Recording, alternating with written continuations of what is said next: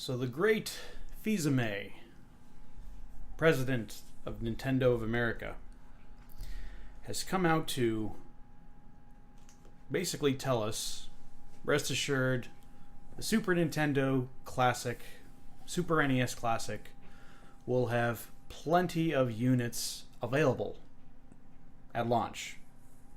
Despite the fact that it's already had its problems and it hasn't even launched yet. So, in an interview with Financial Times, Reggie said that Nintendo has dramatically increased the production for the SNES Classic stock. So much so that he definitely recommends do not pay more than the $80 retail price. Basically, don't fall for the scalpers and the scalping that's going to happen. Now, he did address the pre-orders. He did say that he basically threw the retailers under the bus. He just said it was out of our control. It was up to the retailers on what they did with the pre-ordering.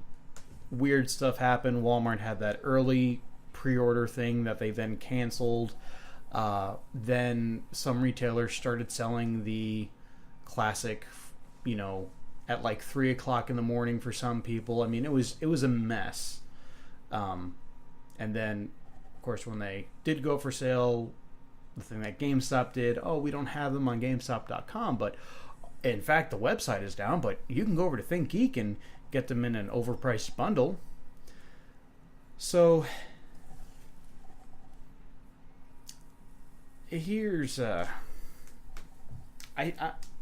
while I'm not going to pass judgment just yet because, it hasn't launched yet. In all reality, it has not launched yet.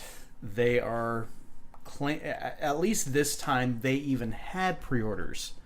The NES Classic had none. There was no way for you to get a hold of it. You just had to show up at the store early. I've heard rumors that they want to make they want to have as many Super NES Classics available on launch day as there were NES Classics available through its entire run earlier this year. So, that sounds pretty impressive. That tells me that stores will have at least 2 to 3 times the inventory they had for the NES Classic. So, instead of 7 units, you'll probably have more like 20 or so units per store. Hopefully, that's on top of what's already been pre-ordered. So, what's your take? Do you think that Reggie's to be trusted here?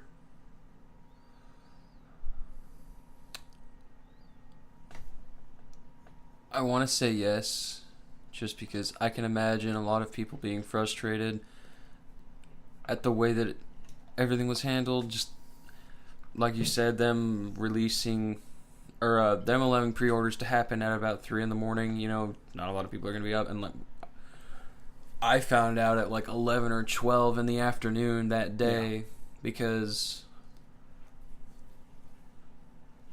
one, you told me, and two, Amazon didn't tell me, and I think you said that it didn't tell you either.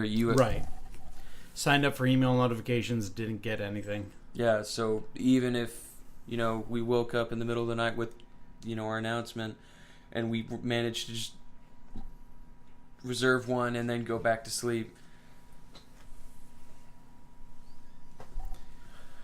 I don't know. Although I usually have my phone on Do Not Disturb overnight. Oh.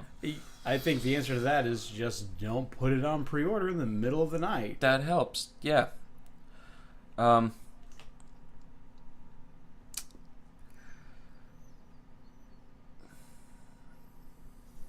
had a train of thought I was going with it. I completely forgot about it.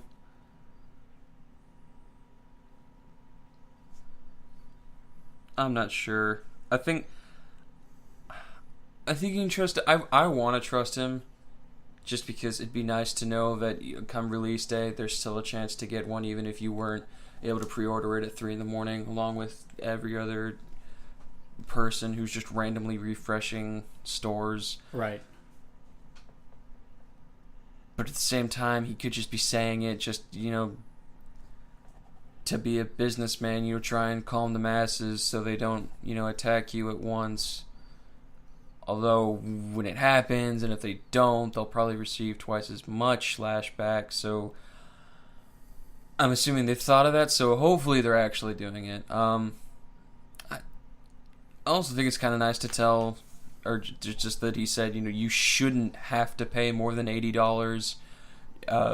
So Nintendo did notice the people scalping these and then selling them for, I can't remember how much over the original price for the NES Classic people were selling them for, but I can just imagine that it was just, a price that you shouldn't have to pay for something. Yeah. But to say that, and hopefully that would be the reason more of, well, also just because NES ran out of stock faster and they weren't expecting as many people to want them. Hopefully they're actually coming out with a lot more, because people who missed the pre-orders, and also, people, I guess just to, just in case people want to get one and they get in line, that's always nice. But then also to take into account of scalpers trying to take advantage of people, making that the only option they can have for a few months before they restock. So I thought that was pretty nice. Yeah. Yeah, and here's what I think probably has happened in all of this. And I've said this before on previous podcasts. I think that there was a team that's not normally used to having hardware launches or handling hardware launches. I feel like this was given to, because the NES Classic came out a few months before the Switch debuted, and they had their A game with marketing on that. They, Super Bowl ads. They had every single.